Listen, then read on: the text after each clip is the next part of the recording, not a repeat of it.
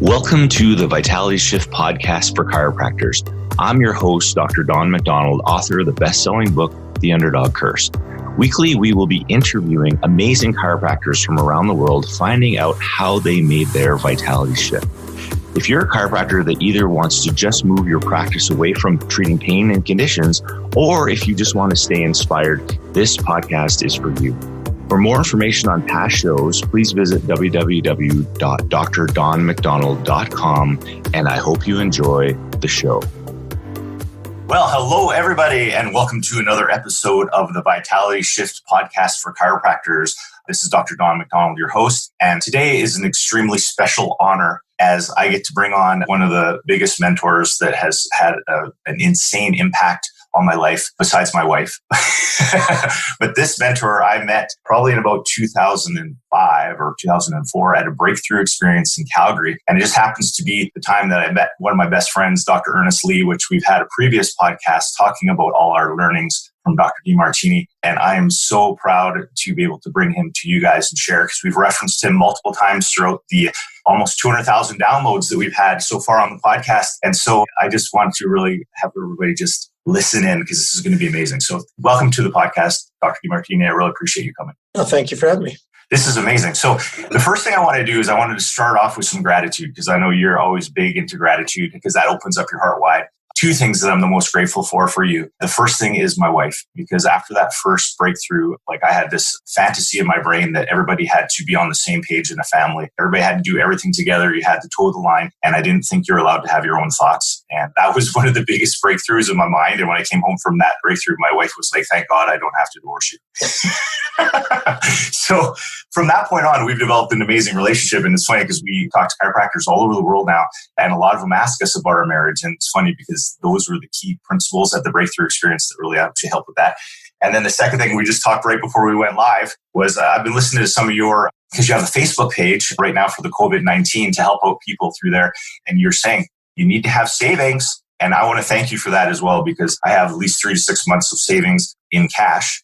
And so when we are forced, because right now in Canada, we're basically forced to shut except for emergency cases. And I'm not that stressed. Like I don't like using up my cushion, but I have it there. So I just wanted to start off by just thanking you so much for all that you've done for me. Well, cash for the crash. Cash for the crash. This is a time to buy now that it's down. And this is the people who have managed their money wisely receive more money to manage. Right. So I'll get into those two things later. But first of all, like a lot of our listeners, we have a lot of students, chiropractic students and young people in practice. And I just want you to maybe just tell them a little bit about your journey into chiropractic. Well, when I was a teenager, I was a long-haired hippie surfer. And I nearly died at 17. And I was led to a little evening class presented by Paul C. Bragg. And one night, in 1 hour, this one man inspired me to do what I'm doing today, which is involved in the teaching and healing and profession. And I got inspired to want to be involved in healing. And I didn't believe that there was an excess of organs or deficiency of drugs in the world. I believe that there was a power that actually made this body, could heal the body. And I studied natural healing approaches and found out about naturopathy, chiropractic, osteopathy, medicine, all different fields. And I wasn't sure which path to go, because the mentor that I got inspired by at 17 was a naturopath. Right. But there wasn't a lot of naturopathic colleges and a lot of influence that had. It seemed like kind of it'd be second rate, if you will. Right. And one time I was getting ready to go surfing in the summertime, going back to Kauai, and on the way to go to the surfing, I ended up deciding to go instead to Peru. And I got hijacked by a Cuban hijacker and ended up in Peru by a very serendipitous mechanism. And then I ended up meeting the governor of Peru, and I stayed with him and his son, who was a surfer. Wow. And the governor told me to make sure while I'm here to go to Machu Picchu, which is an Inca fortress. Yes. And so while I was on that trip, I ended up I hitchhiked all the way down towards Chile, up towards Arequipa, and then I took a train ride into Cusco. And then I hiked up to Machu Picchu. And I had a backpack with me, and I had a bunch of books with me. And one of them was called The Chiropractic Story by Marcus Bach. Uh-huh. And if you've never read that book, whoever's listening, you might find that intriguing and inspiring to read. Now, what's interesting is I read that book, and I knew when I read that book that was the philosophy, that was the pathway that I was to take. So when I got back into the States after that tour for the summer surfing, I contacted the chiropracticologists, and there happened to be one in Texas. So I enrolled in that, and I was allowed to enter into that. And I knew that was, when I got there, I said, this is it, because it was not approaching it from a perspective that there was an extrinsic cause and an extrinsic solution, but it was an intrinsic cause and an intrinsic solution. And I was wanting to give people their power instead of taking away their power. If we blame a bug and we then take this quotient out here, it's all external. And it's not honoring the magnificence of the hidden physiology and the order of the body. Innate, we would call it in philosophy. But this book outlined it, and I think every chiropractor could benefit by reading this book if they haven't, in case it's outdated for them. So that's what inspired me to be it. Then I went on to Texas Chiropractic College, and I was introduced to a very lovely gentleman who had 6 PhDs. He was 35 years old, a very bright guy. Wow. And he introduced me to many, many different things. He had a doctorate in physiology. He was a naturopath. He was a chiropractor. He was a doctor in philosophy. He was a theologian. He was a very interesting guy. And I learned a great deal from him, studying with him. And I knew when I got there, I was in the right place at the right time to meet the right people. And I studied everything I could about physiology. I wanted to take it down from the gross anatomy down to the quantum level. And I literally would run that in my mind all the way down until I did it. Because I realized that the most magnificent structure found in the universe was the physical body and the brain and the nervous system. And that's the most intricate system we found anywhere in the universe. And we're the specialist of that. And when we make an adjustment, which means add, which means move to center, just means into balance, and ment means the mind. When we use the physical structure, like in a sense a violin, and tune it and bring an adjustment and make it perfectly tuned, the power this made to this body does bring healing to this body. And we're not interfering with it. We're actually taking away the impedance and allow the flowing conduction of impulses of the nerves to express themselves to the maximum capacity. And so I fell in love with the principles.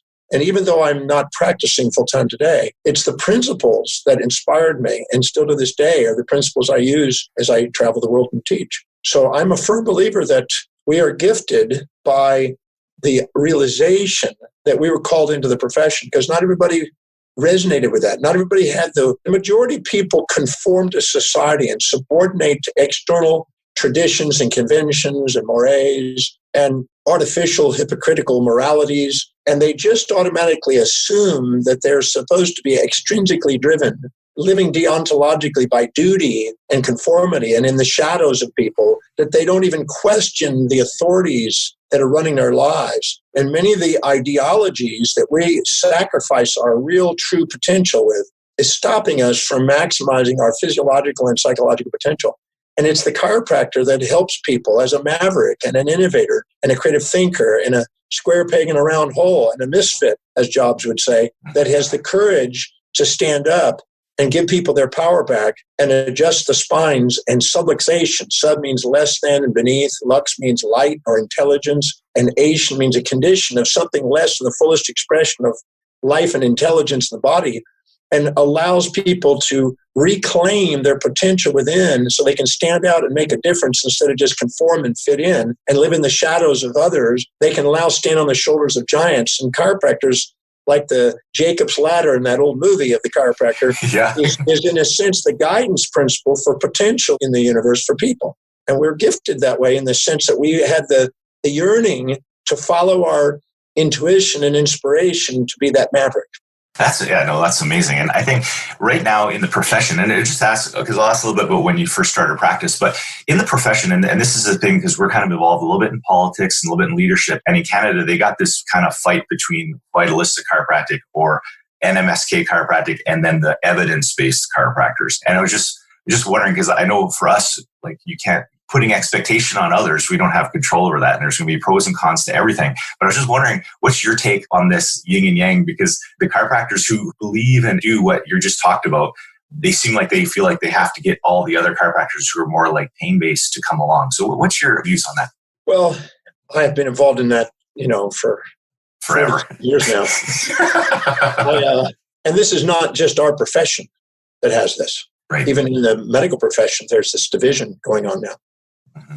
And when we have, the way our brain is set up, we have an executive center in the medial prefrontal cortex, the telencephalon, that is designed for inspired vision, strategic planning, executing plans, self-governance, and a higher degree of objectivity. We also have an amygdala down below, which is trying to avoid predator and seek prey, avoid pain and seek pleasure, which is impulsive towards pleasure and instinctual away from pain.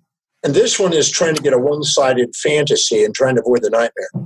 In Buddhism, it said the desire for that which is unavailable, fantasy, and the desire to avoid that which is unavoidable, the nightmare, is a source of human suffering.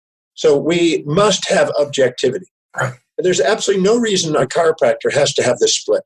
I was speaking in Mississippi, many years ago, 30-something years ago, and I had Jimmy Gregg and Ken Luedecke. Jimmy Gregg was the head of the ICA, and Ken Luedecke was the head of the ACA, on both sides of me at a conference, and I was speaking in the middle.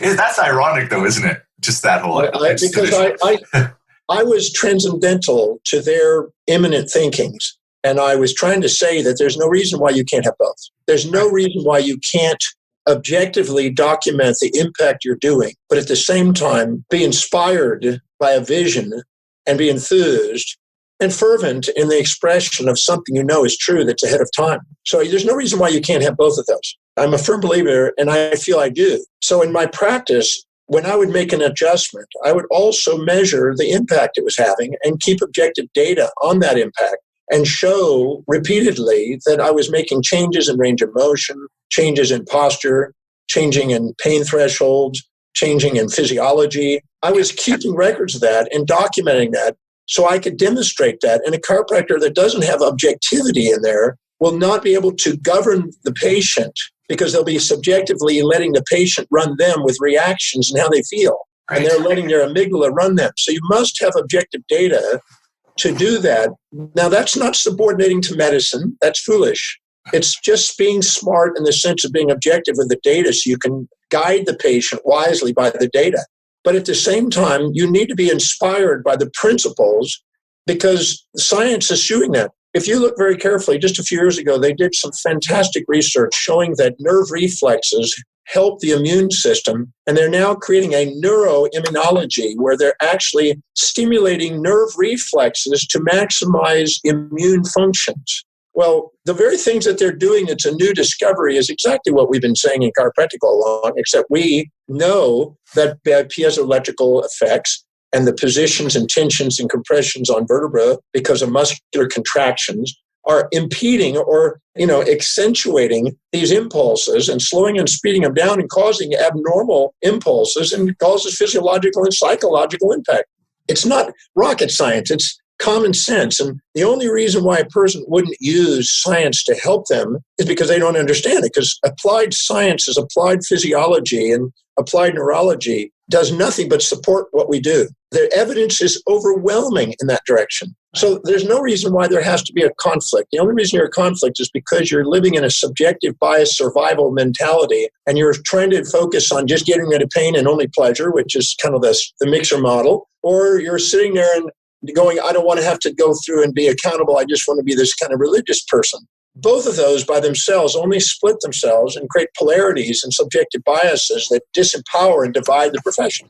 Wisdom is integrating the two and being inspired by a mission, having principles that you follow, understand that a subluxation does interfere with life. It's definitely documentable. And to understand that if you adjust the subluxations and you do it with presence and you do it with certainty and you're loving what you're doing and you're grateful for doing it and you're actually present with it, you amazingly are more efficient in the expression of your science objectively. And then you can document what you do. And the ones that do document it are the ones that love telling people about it and letting patients tell people about it and grow the practice. So there's absolutely no reasons why these can't be integrated. That's good. Yeah. And again, that's what we really try to teach with all of our people is just really having objective measures, because then you're almost like a cheerleader to show all these different things, because people have a horrible memory because they don't notice those little changes. Just like as your physiology starts to break down, you don't notice the little changes till it becomes larger. And then as it's improving, they don't notice it, right? So I think that's really cool to be able to pay attention to that. Well, we used to have patients, we would say, instead of asking, how do you feel today, which is basically letting their amygdala run their things, and they could be volatile. They could have made love on a trapeze the night before, and who knows what they did. You can't base it on that. You have to be able to base it on range of motion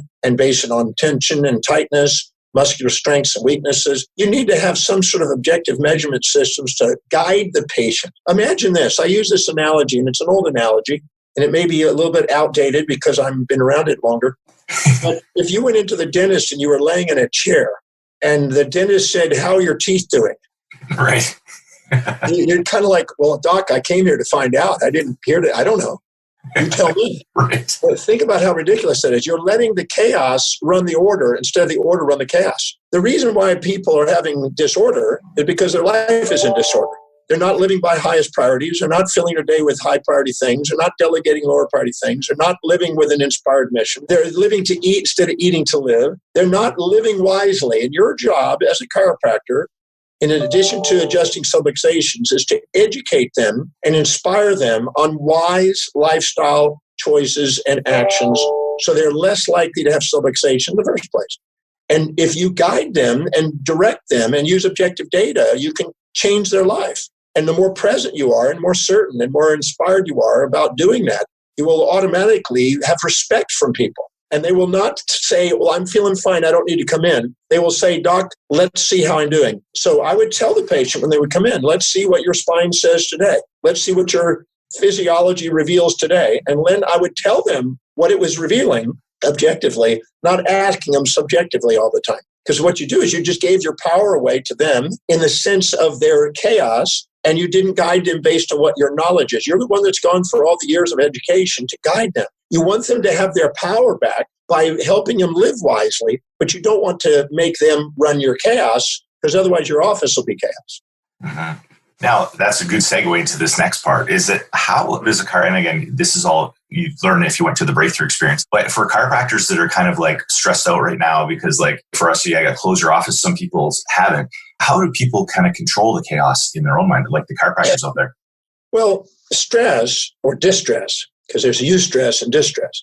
Yeah. Distress has two forms and only two forms. The perception of loss of that which you seek and attach to that you infatuate with, and the perception of gain of that which you try to avoid, which is also an attachment, but you want to detach from it, but you're attached to it. So all distresses are either the perception of loss of that which you seek or the perception of gain of that which you don't want. The perception of bills you don't want. The perception of income you want. Right. So the attachment to one and the fear of gain of this one and the fear of loss of this one causes distress. Now, the more neutral you are and the less highly polarized you are in your perception, the less distress. That's called objectivity. Objectivity means even-minded. So if you're objective and you're even-minded, you know how to balance out your perspective and not be infatuated with one and resentful to the other.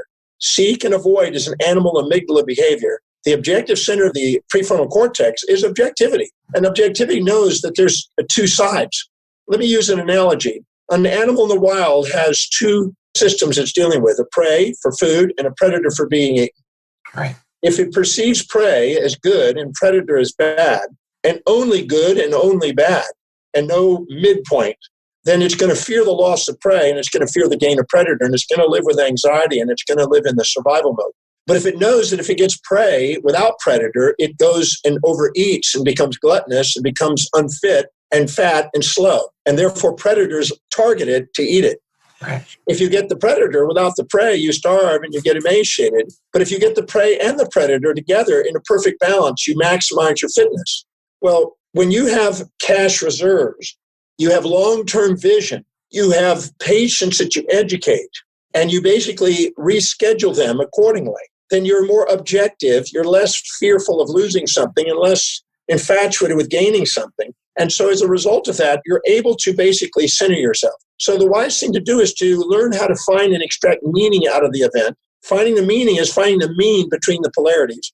So you ask yourself, okay, so I'm having bills come in. How are those bills serving me? How can I be using them? Do I communicate with these people and say, right now, the cash flow is this, and I'll be paying you these increments along the way, and manage it. Don't avoid it, manage it. Be honest and manage it.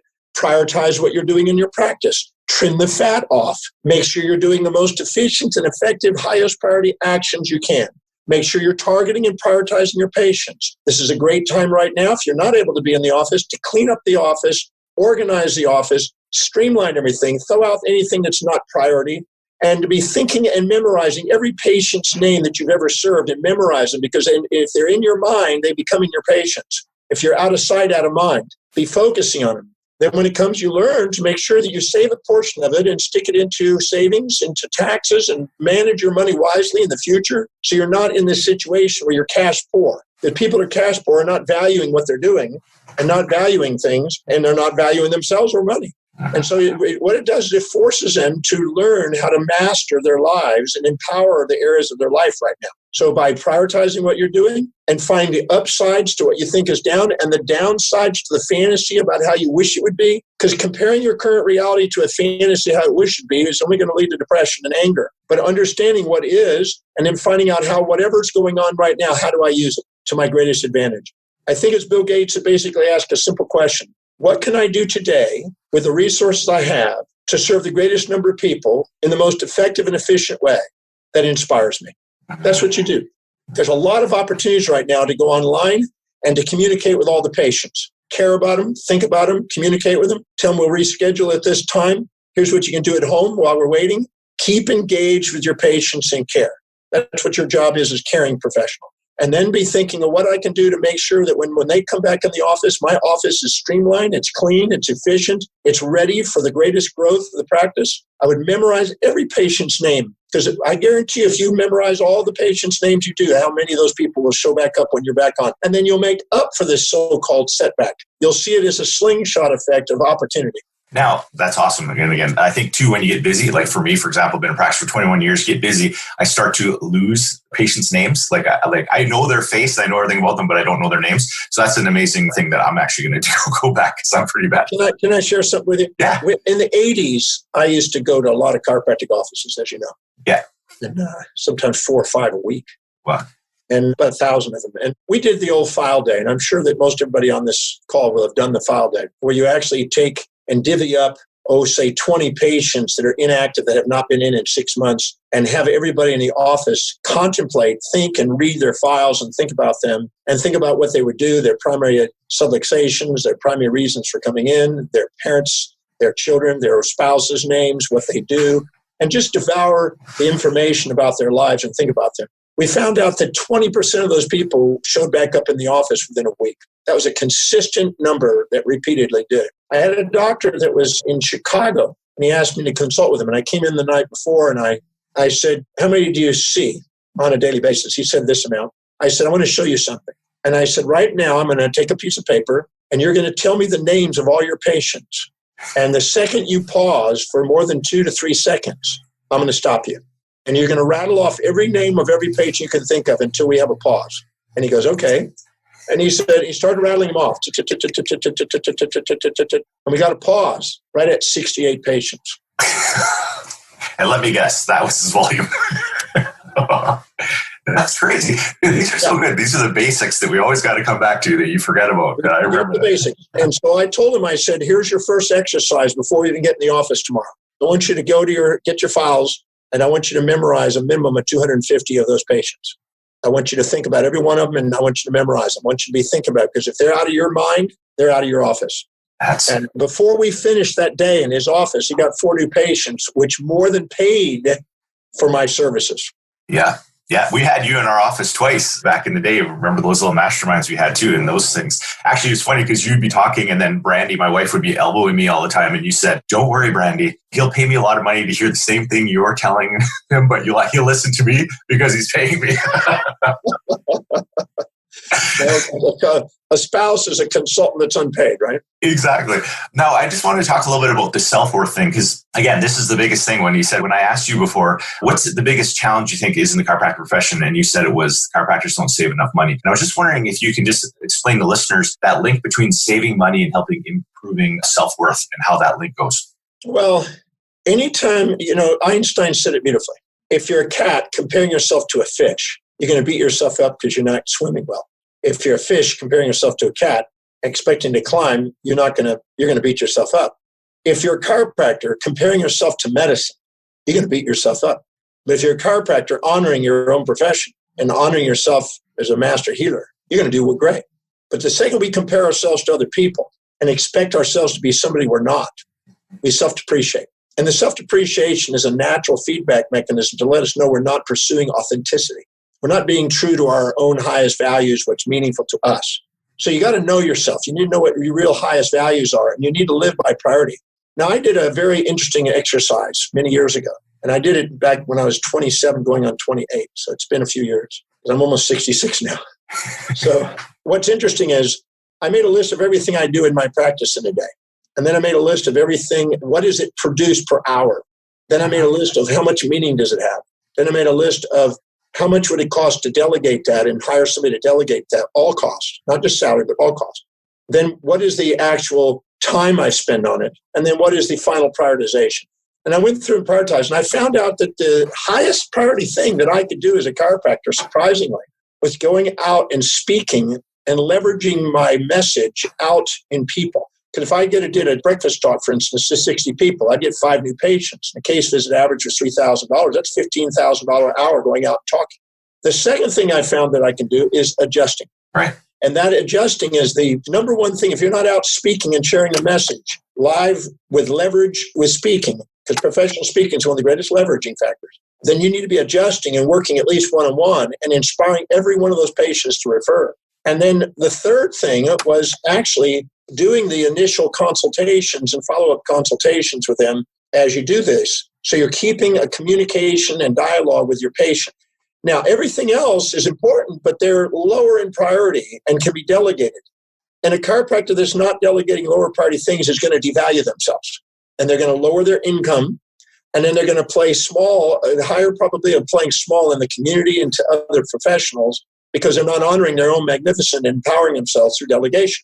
Anytime you're doing lower priority things, you devalue yourself. Anytime you're doing the highest priority things, you value yourself. So getting out and speaking, adjusting subluxation, locating and adjusting subluxations, and keeping in communication and directing and guiding and teaching the patient, those are the top 3. Everything else needs to be delegated. And I was good at that. It took me a while to figure that out, but once I did, it freed me up. And my practice grew faster when I delegated. And I also found out that when I started to save, when I was 27 years old, I started $200 a month, but I made a commitment to raise it every quarter. So I made it $300, then $500, then $750, then $1,000. And then I ran a projection of if I saved $1,000 a month, where would that be? Then I didn't stop. I made it $1,100, $1,210, and $1,344. I kept increasing it 10% every quarter. And as a result of it, it became $2,000, then $4,000, then $8,000, then $16,000, then $32,000, and $64,000, $128,000 a month. And every time I increased my savings and valued myself and valued what I was doing and put a cushion in place to stabilize my business, I attracted more business, more opportunities, more leverage, more leads, and the people around me treated me as I was treating me because I was valuing myself and my profession. Because until you value you, don't expect the world to. Until you pay yourself first, don't expect your patients to. And until you actually accumulate a cushion of stability, don't expect to have anything but volatility. And so the lesson of economics and self-worth, stabilizing and getting into the executive center and getting to priority, all these things work together and making sure you invest in yourself and pay yourself. And don't spend that money on frivolous, low-priority things that depreciate in value, that are consumables that depreciate, but to buy assets. Because if we do that, and we build up a cushion in the profession, and then we grow, more people are going to want to be in the profession, more people are going to want to refer to the profession, and we're going to end up having the cash to be able to compete in the professions. Because if not, any area of our lives as a chiropractic that are not empowered, other organizations will overpower. Now, and again, I've done this with you, thanks to you, but if you generally didn't have savings as one of your top values, which I didn't, and I learned how to do it. But if you just tell the listeners, like, if they're in this point and they're just kicking themselves saying, man, I should have listened, I should have saved, like, what kind of thing can they do at home to help to kind of either get that higher up on the values or link stuff to that value so that you'll be saving more? Well, there's a number of things you can do. But the first thing I would do immediately is to get you or me to come there to their business and get a financial institution. I use Schwab as mine. The financial institution, to have it automated out of your account so you don't even know it's going out. It's just going into savings. That's the first thing I would do, automate it that day. Yeah. Because it's not how much you save, it's the habit of doing it. You want to develop the habit of it. And if you automate it, and emotions destroy wealth, but automation and objective strategies build it. So one thing I would do there, then I would sit down and take everything that you've ever felt ashamed about or guilty about in your life to write them down and write down whatever you did that you feel ashamed about or guilty about. How did it serve yourself and the people involved, and become aware of what you've been unconscious of to liberate yourself from unnecessary shame and guilt, which causes a self-depreciation and causes an altruistic giving away of services and not valuing yourself.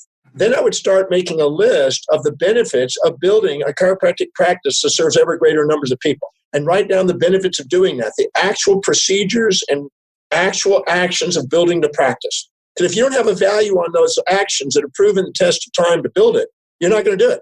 Right. But write them, because every decision you make is based on what you believe will give the greatest advantage or disadvantage at any moment in time. So if you have a higher value on doing the things and benefits on doing the things that have proven to work, you'll do them. So you got to stack in your mind and reassociate in your mind the benefits of the actions that are proven to make a difference in the practice. Then I would basically write down another 100 benefits, 200 benefits of actually managing the business effectively and efficiently so it'll maximize profits. That gives a higher quality staff. It automatically makes you more stable. It makes you less emotional in the sense of reactions to patients. And you're more clear and more objective and more concise in your presentation and your authority. And then I would basically write down the 100 to 200 benefits of saving an ever-progressive portion of the profit by saving and increasing the savings every quarter, like I mentioned. Because what that does is squeezes efficiency into your office and forces you to take out entropy and unexpected bills and put order to them. And standardize all your bills so you don't have volatilities in your payments. You have a standard thing. If you have an Amex card or whatever, find an average amount that you pay and stick to averages so you have less volatilities. Because whatever has volatilities pushes money away, and whatever has certainties brings money to them. Then I would put down another 100 to 200 benefits of investing in ever greater degrees of leverage, learning how to actually stair-step through the classes of investing through indices, which are the lowest cost, lowest turnover, highest yielding investments, to buy stocks and buy companies that are going to go up. Right now, we have a gold mine. I just bought a lot of money, millions of dollars into the market about a week and a half ago. And this is great. This is the high time to be buying the stock market. Right. And then you want to make sure you put another 100, 200 benefits of accumulating a fortune, because by accumulating a fortune, you have stability and you're able to not work because you have to, but work because you love to. And that is a different plane of serving people. And you have more people wanting to join you and become a chiropractor, and you'll have more people in chiropractic colleges. Your success isn't just about how many patients you've seen. It's the patients that have become chiropractors and the people that you've inspired to want to go on into the profession. That's a sign that you're doing something that's exemplifying what people are inspired by. And then maybe 200 benefits of creating a financial cause that leaves a legacy. And write those down so you have some reason to accumulate a wealth in your life. If nothing else, you could build a chiropractic college, or you could actually educate students and create a philanthropic fund and for some sort of a way of helping students get through school, whatever way, and then they can come and train through you. But you need some motive to grow wealth, because if you do, our profession, if every chiropractor had some wealth, we would be leading the professions instead of sitting there subordinating it. When I see chiropractors subordinating to medicine, I'm just shocked by it, because we have something that they need. Yeah. And we're not here to subordinate. We're here to stand on the shoulders of great giants, of leaders in our own profession. Right. No, I think that's huge. Now, I think because like the biggest things I've done 3 breakthrough experiences with you. We did a financial mastery here in Edmonton that we did like how many years ago. I've done prophecy. And so I just wondered if you would just maybe tell the listeners a little bit about how you came up with the actual breakthrough experience. And I know that there's opportunities now for people to do it online, plus you travel all over the world. But I was just wondering if you just tell listeners a little bit about how you developed the breakthrough experience, and we'll let them know how they can get more information on that. I was asked to come up and speak to the BBs of Quebec, which is the brown baggers from the Parker Institutional branch up in Quebec. Yeah. I was going to speak in Three Rivers place up there. Trois-Rivières. And I was passing through, up in Quebec area, and I was passing through Montreal, flying to Montreal from Houston. And in that flight, I was just closing my eyes and meditating a moment, and had kind of a Jack Bowen gold book with me, which I still have in my office. Not that I use that today, but the original one that day I have is sitting in my drawer. And in there, I got an inspired vision to create a program called the VIP program, the Breakthrough to Higher Power program. And it said, an idea whose time has come, within the tiny seed lies a mighty oak. And I wrote all this thing down and I drew what I saw in my mind. It's like a vision in the mind. And I started it, and I wanted it to be for originally a dozen chiropractors sitting around a board table discussing how to grow their practice and become leaders. That's how it originally started. But then what happened is people started coming to this program. I started launching it. People started coming to it back in the late 80s. And people kept calling it the Breakthrough Experience. So we changed the title to what people kept calling it. And we grew it from 12 people to 24 people and 36 people. And I've had it up to 300 people. I just did one in Istanbul in January for 235 people. And we're going to be doing a bigger one of 500 people in next January in Istanbul. So I've let that grow, but that program I've done 1,094 times. Wow. And I'm going to do it this weekend online because the coronavirus has helped us go online, which is, I'm thankful. I call it Saint Corona now. But it basically is helping us go online. So now we can reach people countries. I have students in every country on earth now. We have millions of students. So in the process of doing it, I can now reach people around the world. But the principles that I used in my practice in chiropractic are the same principles. And what I want to do is help people master their lives, to become leaders. See, if we don't empower ourselves intellectually, we'll be told what to think. If we don't empower ourselves in business, we'll be told what to do. If we don't empower ourselves financially, we'll be told what we're worth. If we don't empower ourselves in relationship and learn how to communicate effectively in other people's values and honor people who they are, we'll be trapped. If we don't empower ourselves socially, we'll be told propaganda to believe, and we'll be subordinating to propaganda. If we don't empower ourselves physically, we'll be told what organs to remove and what drugs to take. If we don't empower ourselves spiritually, we'll be told some dogma that's antiquated, that's dissociated, disempowering for the masses. If you want to master your life, the breakthrough experiences for people that want to master it and want to spend and stand on my shoulders. I've been spending 47 years studying everything I can to master life and to help doing that. I've been blessed to teach, as you know, a long time, 47 years. And what that program is how to basically empower all seven. And if you're a chiropractor, I am absolutely certain it could make a difference in you leading the profession instead of following the profession. When people come up to me, I was speaking in Toronto, and a chiropractor, it's about 80 chiropractors, and a chiropractor put his hand up and he said, Dr. Demartini, where do you think the profession's going? And I said, if you're having to ask me, you're a follower. If you're a leader, you'd be telling me. Where are you taking it? He goes, good point. I said, you have to decide where you want to take it and not be subject to other people's views.